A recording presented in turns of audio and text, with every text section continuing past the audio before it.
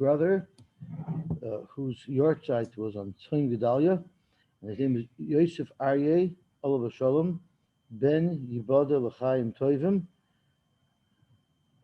Let me just. Sponsored by Rebbe Wishberger. His brother, whose yahrzeit was on Tzon. His name was Yosef Aryeh Ben. Oops. Let's see if I can find it. Oh, here it is.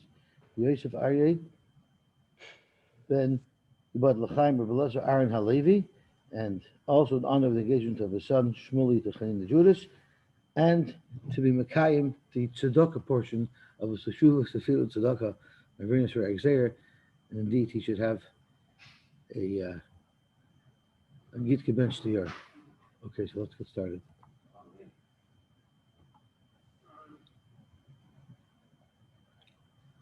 We'll get started. Okay, here we go.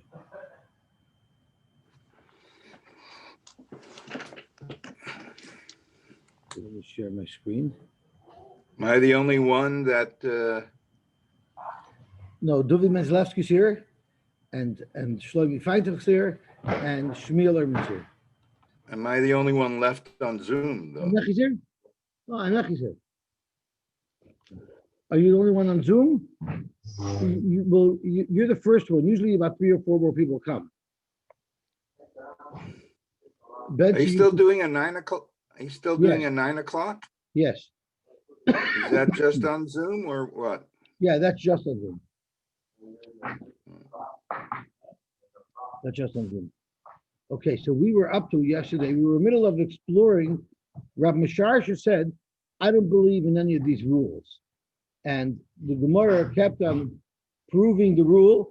And the Gemara said, Lav Davka, maybe that's where there is a special psak, but if it's left unknown, then we always pass in like Rabbi Yehuda, or Rav Meir, over Rav Shimon, and like Rav Yosy. So we're still looking for somehow to justify what Rav Misharsha said, that he doesn't buy in to any of these rules. So we're up to on Daf Mem Zayin Amud Aleph El Mehodet Nan Hayavama, a woman who loy aleinu, she had no children. Loy sachloitz, she's not allowed to do chalitza. V'loy tisyabim, and she's not allowed to do yibim at sheyulah shlosha chadashim, until she waits 3 months after her husband passes away. So just in case she's a mubaris, it will become visible. It'll show. So Rashi elaborates a little bit on yibim. It's obvious why she can't do yibim, because if she's expecting, then it's eishes ach shaloi b'macham mitzvah. But why not chalitza? So ultimately, what Rashi says, quoting from the Gemara, is that if you make chalitza, and it turns out that she didn't need a chalitza, she had a child, then you'll need hachraza. They'll have to announce, because if she wants to marry a kohen, they'll have to make an announcement that chalitza wasn't really a real chalitza, because it turned out she had a child later, right? And what's going to happen is if they don't make, if someone hears the fact that she got chalitza, but never became aware of the fact that she had hachraza, she didn't read her email that day. If someone didn't read their email that day and didn't hear the enforced guidelines that snuck out a couple of nights ago, you sent out a little thing a couple of nights ago. If someone didn't read their email and didn't see that, they'll think that a woman who had chalitza married a kohen, and that could lead to a problem. So because of that, we don't allow chalitza for the first 3 months. The chein charkol moshim, and not only a yavama, any woman who was married and then the marriage terminated, lo yinasu, and this is even if the marriage terminated in a divorce, lo yinasu, they should not get married. Lo yisashu, they shouldn't even have erisin, even though erisin doesn't lead to bia, because you need nisuin in order to be mater bia. So even though they won't be a bia in actuality, nevertheless, they're goyzer that they should not remarry achi yulahen shlosh chadashim. Echad b'sulos, it doesn't matter if when they were originally married, they were a basula. Echad b'ulos, echad almonos, it doesn't matter if they're widows. Echad gerushos, or if they're divorcees. Echad arusos, v'echad mesuos, it doesn't matter if they were only arusa, which means they were only arusa, they never had relations with their first husband. Still, you have to wait 3 months. It's a loy plug. That was the Tanakh. It's anonymous. It doesn't say who the Tanakama is. Rabbi Yehuda Omer, Nesuais Yisarsu. If a woman was married to Reuven and then she divorced him, or he divorced her, she's allowed to right away have Eruvin to Shimon, because Eruvin doesn't mean she could live with him. Eruvin in those was like an engagement, and of course they'll wait 3 months until they have Nesuin, so there'll be no problem with a potential baby that would be born, and you wouldn't know who the father is, because that's what the concern is.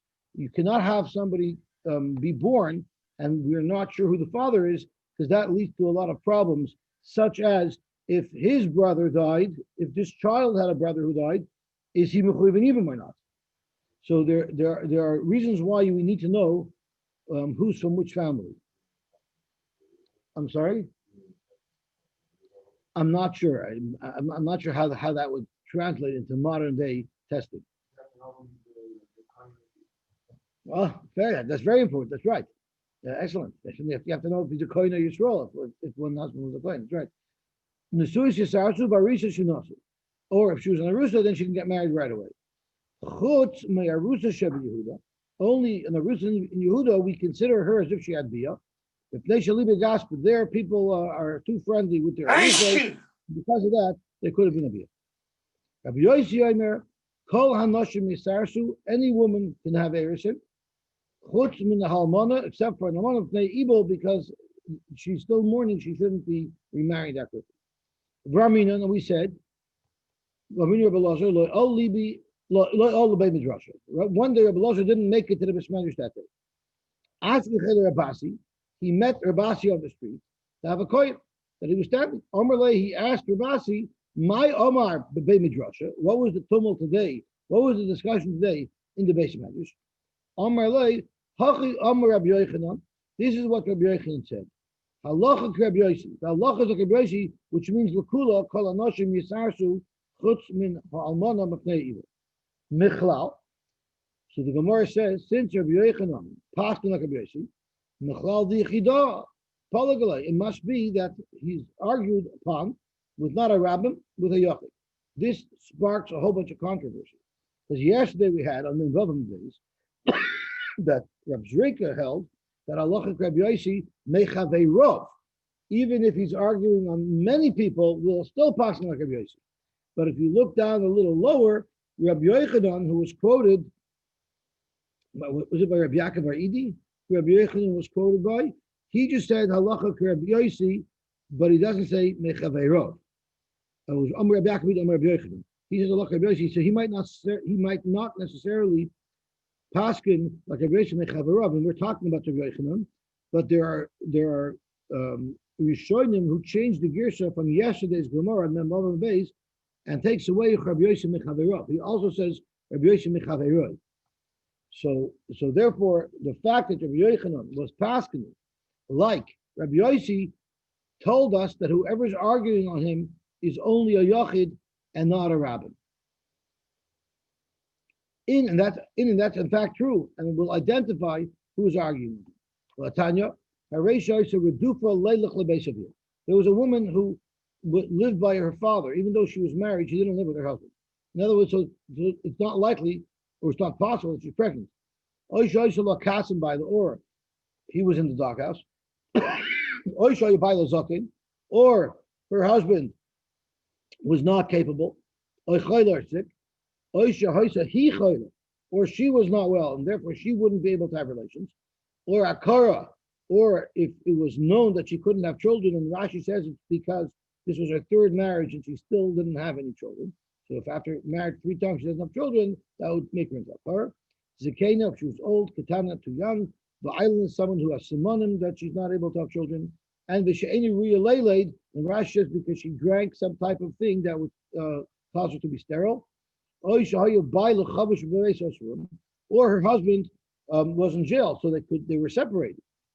Or hamapelas, a woman who had a miscarriage after her husband dies, so we know that she's no longer pregnant. Nevertheless, kulan shrichen lahamtin gimel chadashim divrei. So Rav Meir holds a loy plut, because in certain cases it could be a problem, therefore we'll never let a woman remarry within 3 months. Now we've identified who the bar plukta of Rabbi Yosy is. Rabbi Yosy Matali always. He allows them right away. So now we've identified a machlokes between Rabbi Meir and Rabbi Yosy, and we've identified that Rabbi Yochanan declared halachic Rabbi Yosy, and now the Gemara wants to ask, Lamali, if in fact Pekar Meshasha, that there's a hard and fast rule that we paskin like Rabbi Yosy over Rabbi Meir, why did Rabbi Yochanan need to specifically paskin like Rabbi Yosy in this case? Why is that shver? Maybe normally we assume you'd follow the rule, but here Rabbi Yochanan felt that you would not be maker like Rabbi Yosy, you might be machmer like Rabbi Meir because of what Rabbi Nachman said. You didn't have Shmuel. A big gzeiraisa. The Allah like Rabbi Meir when he makes a gzeira. Here this is all a gzeira that Rabbi Meir made. It's a gzeira to be machmer, not to let any woman marry within 3 months, because there are certain women who cannot get married within 3 months. And you might think that you should be machmer like a mayor in this case, because of Nachman and Shmuel passing like him. Rabbi Yochanan felt that he had to declare that the halacha is like Rabbi Yosy. I'm sorry? Who's acknowledging? Well, the Gemara doesn't like that. The Gemara holds that if there's a rule, you shouldn't have to say it. Yeah, I hear. The Gemara held was. Elam held the Tanya. Hochin liyirid. Imagine if you went to the Rebbe and you asked him a he said, "I'm not answering. I answered that a year ago. Like, what do you want from me?" Right?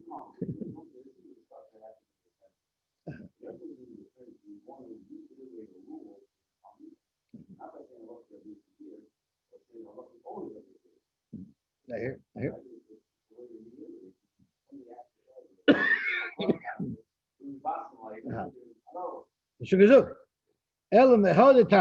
So let's try to find a makor for Mishasha why he rejects the rule from a different place.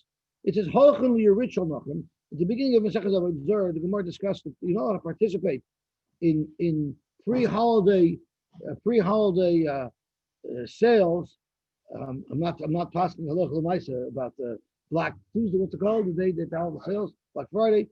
But in those days, if you went to participate in the pre-holiday sales, it gives credence to their avodah zarah. But like Chemahan, you're allowed to go and you're allowed to buy the hema of avodim, mishvachos, bottom, sadis, akramim. You're allowed to do everything, and the chaysev umayli bar koyshel. If you're doing a land deal, you're even allowed to use their registries, even though that's giving respect and acknowledgement to their registries.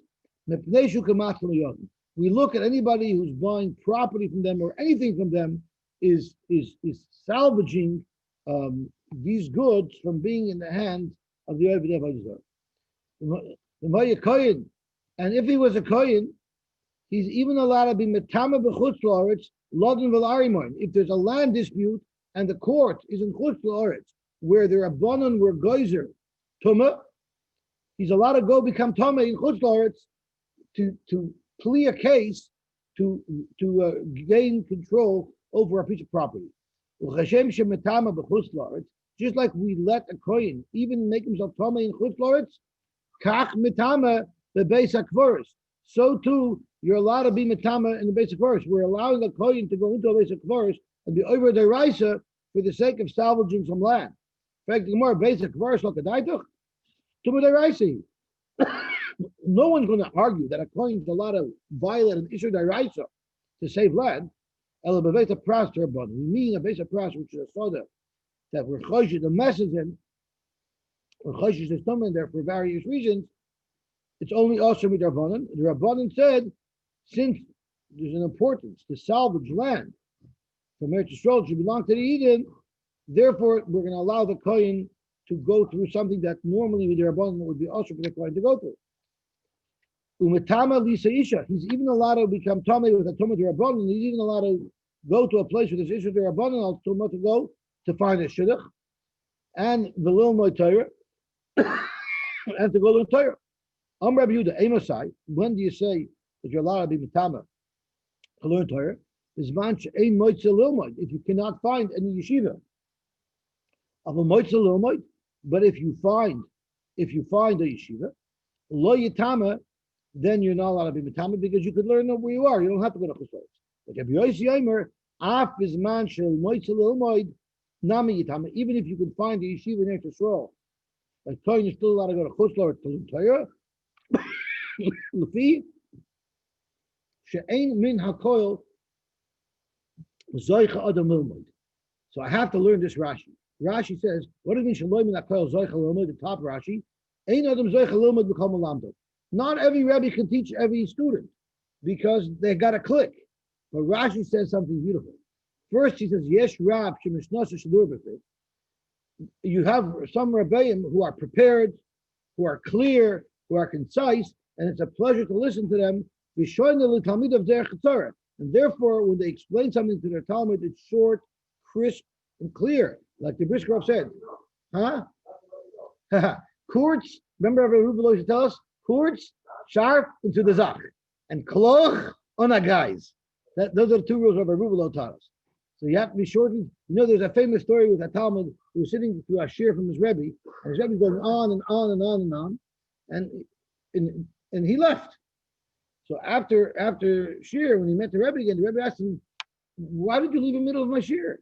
He said, "Rebbe, I had an emergency." He said, "You had an emergency? What was the emergency?" He said, "I had to take a haircut." So the Rebbe told him, "That's an emergency. You could have taken a haircut before the shir." So he told the Rebbe, "I didn't need a haircut before the shir."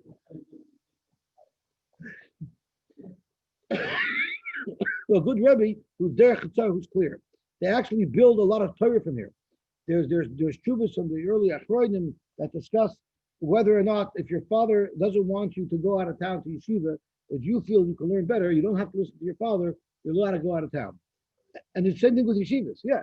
And it's the same thing with shuls. If you don't feel comfortable going to one shul, you can go to a different shul, because not everyone clicks in every place. So if a person feels he could daven better in a certain place, that's where you should go. And it's just brought down in the early Achronim. It was once upon a time, Yosef HaKohen. In our Bishmerish, we also have a Yosef HaKohen. You know who our Yosef HaKohen is? Yes, yeah, Rabbi Philip, that's right. Ma'aseh b'Yosef HaKohen. So Halach Eitzel Rabbi L'Tzidon L'Lmod Torah. He traveled to Tzidon to learn Torah, and Rashi tells us that Tzidon was in Chutz La'aretz. So you see, a Kohen left Eretz Yisrael to go learn Torah. From Rabbi Yochanan, Rabbi Yosy. The halacha is like Rabbi Yosy. Again, you have the same shaila. But Lamali, why did Rabbi Yochanan have to specifically say that halacha like Rabbi Yosy if you have the general rule? Why would Rabbi Yehuda Rabbi Yosy halacha Rabbi Yosy anyway? When do you pass like Rabbi Yosy? That's what is quoted in the Mishnah, and we know the Mishnahs are particularly accurate. Aval Brisa, which sometimes are not accurate, and maybe the shittas were flipped. Maybe what the Brisa quotes in Rabbi Yehuda's name is really Rabbi Yosy. And what the Brisa quotes in Rabbi Yoshi's name is really Rabbi Yehuda. Emaloi, maybe you shouldn't pass like Rabbi Yosy. Kamash one that even there, Rabbi Yochanan wants to say we're passing like Rabbi Yosy, that you're allowed to go, a Kohen's allowed to go to Chutz La'aretz to learn Torah. So Oibazai, we're stuck. Rabbi Sharsha said, I don't believe in these rules. What raya did Rabbi Sharsha ever have not to believe in the rules? So Gemara, you're right. Rabbi Sharsha never said I don't believe in the rules. What Rabbi Sharsha said was, Elahachi Kamer, Hanikloli Lav Divrei Kolinu. All Rabbi Sharsha meant to say was, not everybody agrees with the rules. So Rav less than the Kloli, because we had on Amud Aleph, the Gemara asked why Rav had to pass it, and the Gemara answered because Rav didn't hold it a cloud. So that's all Rabbi Sharsha meant. It's not I don't believe in this code. It means I know Rav doesn't hold it in his code. I'm Rabbi Mashmuel. So going back to our Mishnah, we had a machlokes between Rabbi Yochanan ben Nuri and the Chachamim. We weren't sure if they're arguing. They're for sure arguing by someone who's sleeping if he could be kohen shvisa. We weren't sure if they're arguing about chafetzim, but at first glance, the Gemara seems to have said that they are. Meaning, Rabbi Yochanan ben Nuri holds that even if you find a davar shel hefker somewhere on Shabbos, it was kohen shvisa, and you're not allowed to take it more than 2,000 amas from its anchor point, from where it is. While the Chacham hold, it's not kohen shvisa. And that chavis that you find, when you take it, now it's subject to your boundaries. So what's the halacha for the chavis of Anochi? So we discussed the chavis of Yisrael, for sure follows the Yisrael. A chavis of Hefker, it's a machlokes. Rabbi Yochanan ben Nuri holds it follows its own location, while the Chacham holds it follows the person who picks it up. What if it's a chavis of Anochi? So Zok Rabbi Mashmuel, chavis Anochi ain't kohen shvisa. They will not be kohen shvisa, and therefore, if you get something from a Kohen Shabbos, it's subject to your limitations, not the goes. Laman, according to whom did Rabbi Yehuda or Shmuel make this declaration that Chefze Nochri ain't Kohen Shvisa? If he was trying to say Chiddush in the Rabbanon, well, Pshita, why would I need anyone to tell me that that's what the Rabbanon told? Hash the Chefze Hefker, the less new Bailim. Chefze Hefker, which have no Bailim, ain't Kohen Shvisa. The Rabbanon told us are not Kohen Shvisa. Chefze Anochi, the Istru Bailim, mi boy. So you're asking me, what do you mean? If it has Bailim, it should be Kohen Shvisa. So Zok Rashi, this is not counterintuitive. Chefze Anochi, Zok Rashi, by Ray and Kemotion, the problem is uvaylein less luhu shvisa. By a goy, there's no shvisa at all. The lav b'nei shvisa in it. So a chevetz might have shvisa. A goy for sure does not have shvisa. So a chevetz of a goy for sure should not have shvisa because it's bought to its owner, and its owner has no shvisa. And therefore, it's pashut that according to the Rabbanon, chefze nochri would not have shvisa. So it must be ela al liba de Rabbi Yochanan ben Nuri. It must be that Shmuel saying a chiddush on what? Well, right now we haven't seen one. Right now, all we know is that Shmuel said ain't Kohen Shvisa. We will see someone will argue on it, but not yet. At this point, Shmuel's just saying that they're not Kohen Shvisa, and we're saying even according to Rabbi Yochanan ben Nuri. So according to the Chachamim for sure, and even according to Rabbi Yochanan ben Nuri. So according to Shmuel, it's universal that Chefze Nochri are not Kohen Shvisa. And Rabbi Yochanan ben Nuri, the Kamash Malam, and you have the following chiddush. Eimer dam Rabbi Yochanan ben Nuri Kohen Shvisa Hanamili Chefze Hefker less B'Bailim. Only Chefze Hefker does Rabbi Yochanan ben Nuri agree are Kohen Shvisa. Al Chefze Nochri the Is B'Bailim lo. Zok the Gemara Meser Rabbi Shimon Lazoymer Hashoyel Kli Min Anochi B'Yom Tov. You borrow a keli from a goy on Yom Tov. Rashi says it might have even been Ben Irayab. He might live in your city. So then, regardless, the Tchum is your city. Or if you lent a goy, lent a goy a keli on Erev Yom Tov, and it would have been Kohen Shvisa with the goy, if a goy is Kohen Shvisa, and then he returned it to you on Yom Tov. Or or kalim, or things that you put out for storage that means there weren't going to be Kohen Shvisa with you that were left inside the room. So the law is yesh lehen alpaim amma l'chol ruach. They have a 2,000 amas to every side, and which means they have 2,000 amas from where they are. Meaning, so what it means is they're considered in the city. Rashi, they're considered in the city since they were kind of shvisa within the city limits. They are as if you're in the city. However, if you yourself happen to have made an Eretz Chumen that places you 2,000 amas east of the city, they might not be able to come with you. They can't come with you because they are planted in the city. You're planted out of the city. You won't be able to use them. Now here's the important point: the Nachri shehevi loy perish michutz l'tchum. A goy on Yom Tov brought perish from michutz l'tchum. Harezeh lo yazizam min mekayma. You can't move them. Clearly, they're going to be Kohen Shvisa. Clearly, they're Kohen Shvisa with the goy elsewhere. Yomit b'shlama k'sav Rabbi Yochanan ben Nuri chefte Nachri Kohen Shvisa. If you would hold, at least Rabbi Yochanan ben Nuri argues on this halacha, and he holds that chefte Nachri is Kohen Shvisa, well then this brayso hamani Rabbi Yochanan ben Nuri, who holds that you can't really buy from a goy who came in chutz l'tchum on Shabbos because his parents can't move. If you want to say that when Shmuel said his halacha, he was talking even according to Rabbi Yochanan ben Nuri, and therefore Chefze Nochri are not Kohen Shvisa. So how could you explain why you cannot buy from the goy? Why are the prayers of the goy lo yizim koyman? If they were never Kohen Shvisa by the goy, so let me buy them from him, and now I can take them wherever I could go. Elamai, it must be from the brayso you see that it was Kohen Shvisa, right?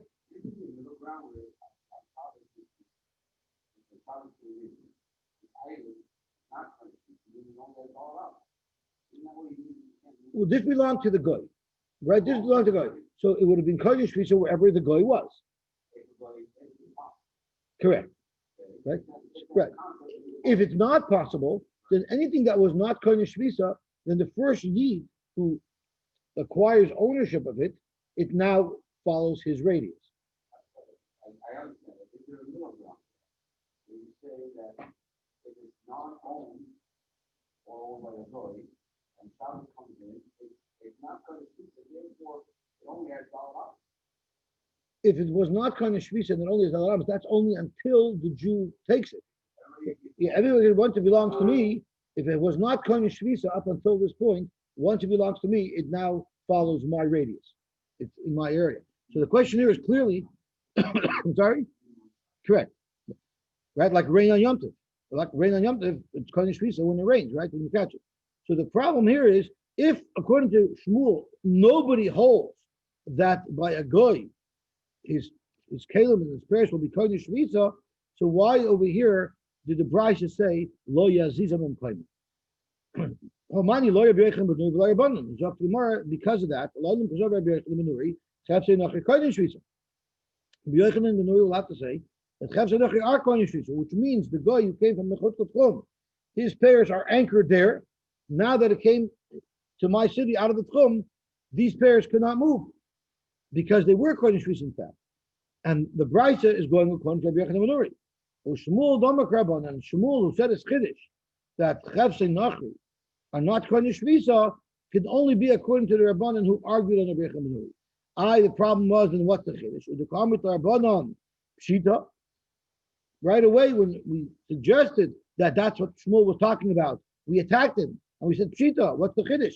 Right? If Chevsei Hefker, which don't belong to a goy, are not kodesh shvisa, surely the chavetz of a goy should not be kodesh shvisa. The Gemara knows there's a chiddush. Mal detema gzeira bailam denachi to bailam d'Yisrael. You're right. Technically speaking, from a structural perspective, avada the goy is not kodesh shvisa. The price of the goy is not kodesh shvisa. But the problem is, if you're buying it from a vendor, if we allow you to buy it from a goyish vendor, you might then come to think that a Jewish person would have the same halacha. Kamash Lon, because of that, Dr. Shmuel, there's a gzeira. There's a gzeira. Well, I'm not sure if we're actually choshed that a Jewish vendor is going to sell, but maybe. Or if Yisrael has it, who came from the Tchum or something. So the problem is, we're afraid that you'll apply the same heter to use it in your Tchum by a goy. If we allow that to happen by a goy, we're afraid you'll apply that to Yisrael as well. Kamash Malon, Zok Shmuel, don't make that gzeira.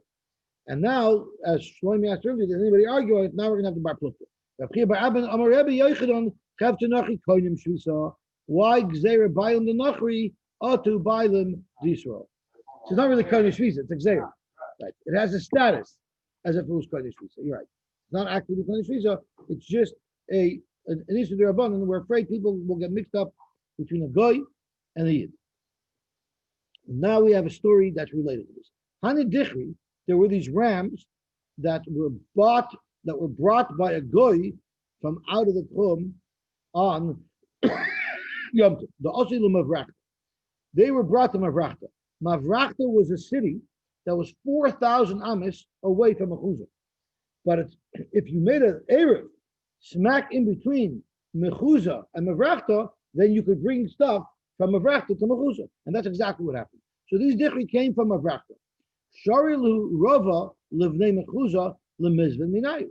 Rava allowed the Bnei Mechuzah to buy these on Yom Tov and to use them. And he didn't limit them to just where they were. Amala Ravina Rava my daita. What is the svara of Rebbe who's being mad to this? Amar Rabbi Amar Shmuel Chevte Nechri ein koinen shvisa. It's because Shmuel said Chevte Nechri ein koinen shvisa. These belong to a guy, and even though I can't take him out of his, even though if he was koinen shvisa, I wouldn't be able to take him past just the entrance of the city of Mechuzah because that's the outer radius of where it was coming from. Nevertheless, here I'm allowed to take him anywhere because they're not kodesh shvisa. So Shmuel Rabbi Yochanan halacha Rabbi Yochanan, but don't we pass on like Rabbi Yochanan? Amar Rabbi Chia bar Avin, Amar Rabbi Yochanan, Chavtei Nachri kodesh shvisa. Why? Gzeira bailam d'Nachri atu bailam d'Yisrael. So because of that, Rabbi retracted and he said people from Mechuzah will not be able to buy this because they won't be able to move it. Rather, what you should do is l'zdavnu l'vnei Mavrachta. Let people in Mavrachta buy these. The kula Mavrachta l'dezu kedalaramis. Because all of Mavrachta for them is like dalaramis. If something is in a city, it has access to the entire city. But about that, the people from Mechuzah shouldn't buy it. The kula Mavrachta l'dezu kedalaramis. Tanya Reb Chia, cherem shebin tchumei Shabbos. What happens if the Tchum of city A ends just at where the tchum of city B starts. So you literally have a demarcation point in the middle of the road. That this point, from this point towards the east, is the tchum of city A, and from this point until the west is the tchum of city B. So they happen to be exactly 4,000 amos apart, and then there's that center line in between them. And right on the center line was a little pond. So half of the pond is accessible to the people from city A, and half of the pond is accessible to people from city B. But the problem is when you take water out of this pond, the water mixes around. So you might be taking water from what you think is your side of the pond, but that water might have come from the other side of the pond, which is not allowed to cross the tchum, right? And then you're not allowed to take it home with you. Because if you took water out of a tchum, now you're stuck within 4 amos. And you're planning to go back home with the bucket that you just drew from this pond. So, Rebbe learned in a brisa, Shabbos, you have this little pond that straddles the tchum of city A and city B. Tzorach mechitza shel barzel lafsika. You need a solid steel barrier to separate the waters from either side of the demarcation. Yosy was laughing at this radical psak. Like, what type of psak is that? So the Gemara says, "My time will come a Why would Rebbe Yosy make a joke out of a psak?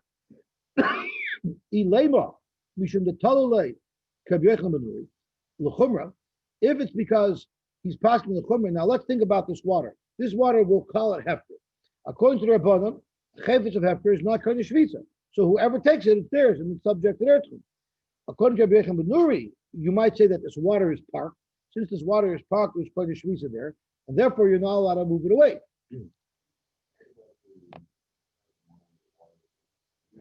The Gemara is going to get there. Very, very good point. You're right on. You're right on target. Beautiful. So are you telling me since this brisa paskin like the chumrah, the ius virle kirabanan lekula and your holds that you could be makel that it's not kodesh shvisa? Is that a reason to laugh? Mishum the sover lekula mandatani lechumrah machayachlo. Is that normal to laugh at somebody because he's machmer on something that you're makel on? That doesn't make any sense. He wouldn't have laughed because of that. You laugh at somebody if he has a ridiculously absurd chumrah, but this is quite reasonable. You're passing like the I'm passing like the chum. Ella, the reason why he was laughing is because of Duvi's horror. Mishum the Tanya Nahares Hamoishkin Mayanas Hanoivin Harein Kirakli Kalado. This is what Duvi's referring to. Water that's moving for sure is not kodesh shvisa because it's constantly moving. So if it's constantly kodesh shvisa, there's no reason to be machmer at all. It has nothing to do with the machlok of Yechim Benur and the chum of Kefzer Shlepper. This is moving water. Moving water are not kodesh shvisa. So yeah, I'm laughing at you because it's a joke.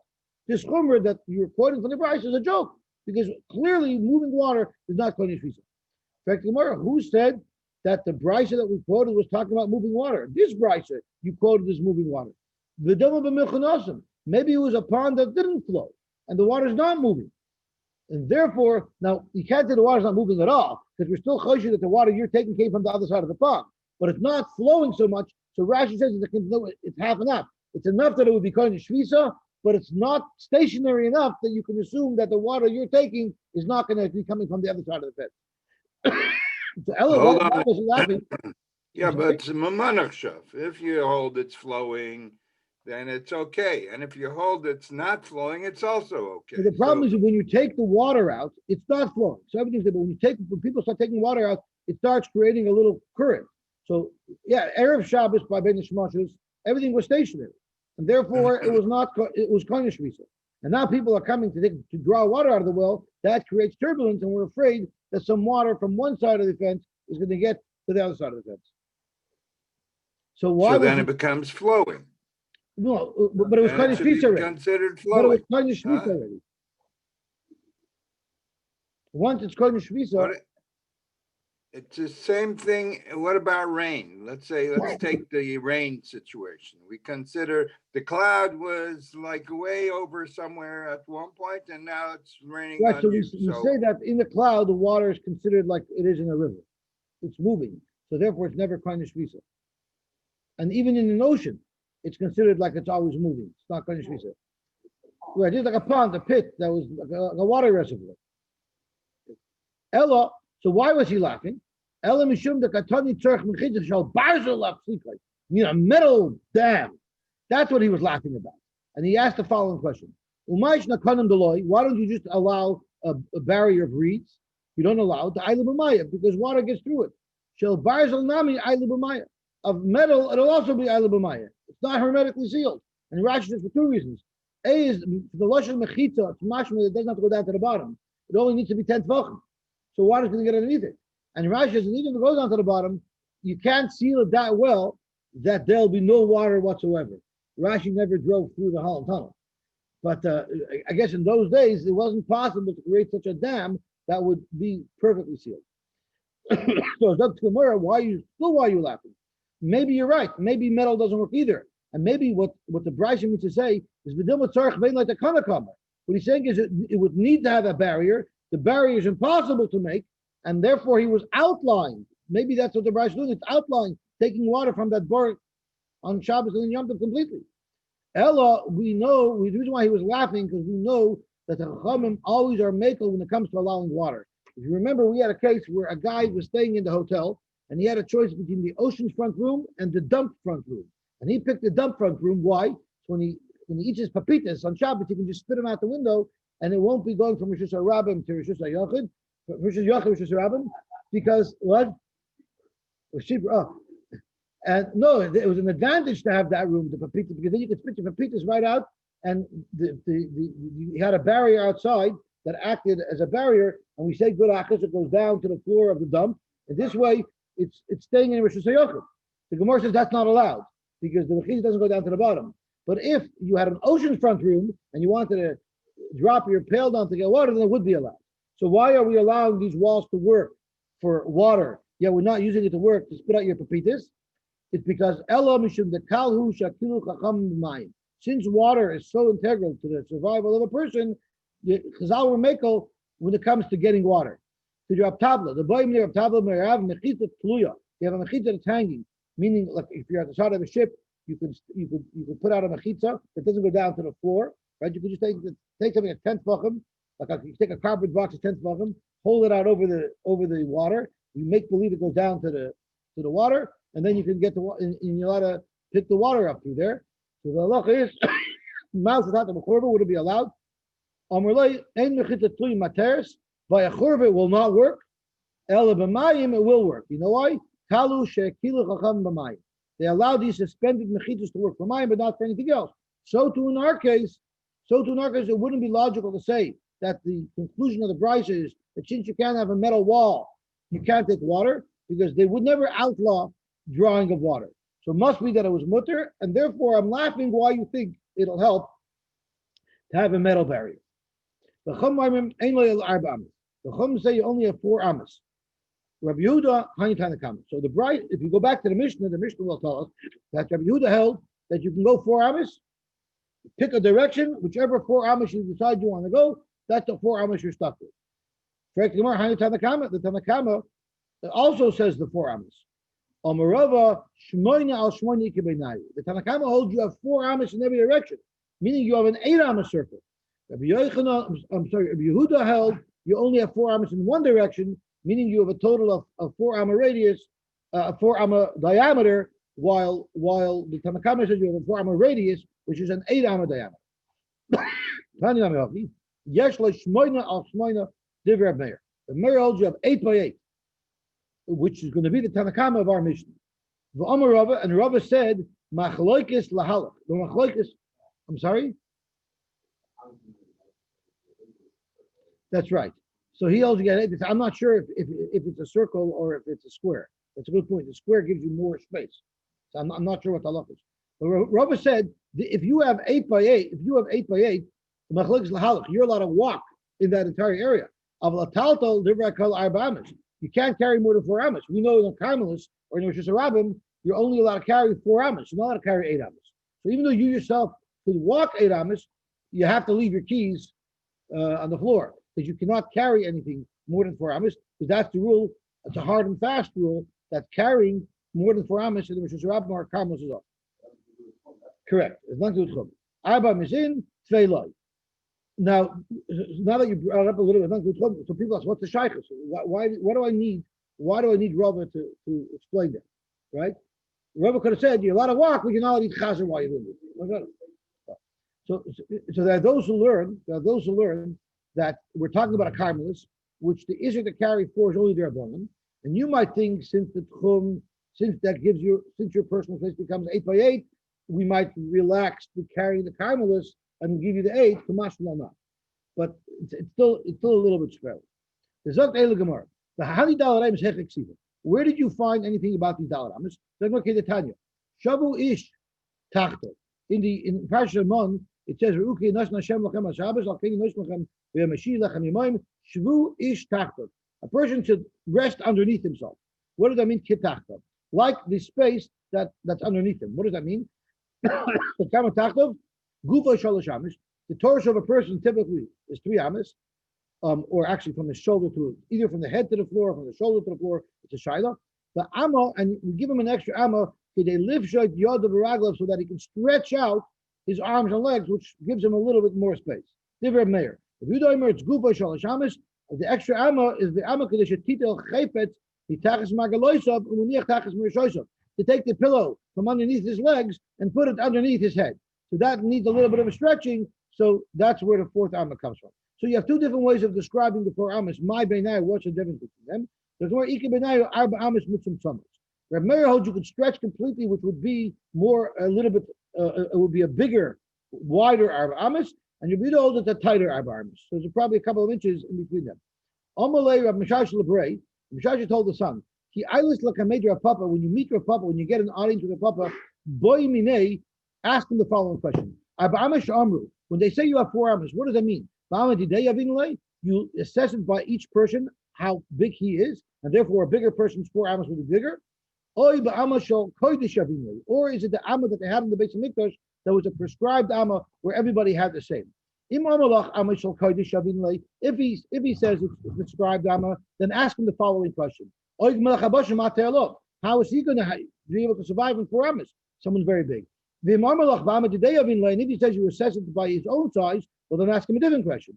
Then my time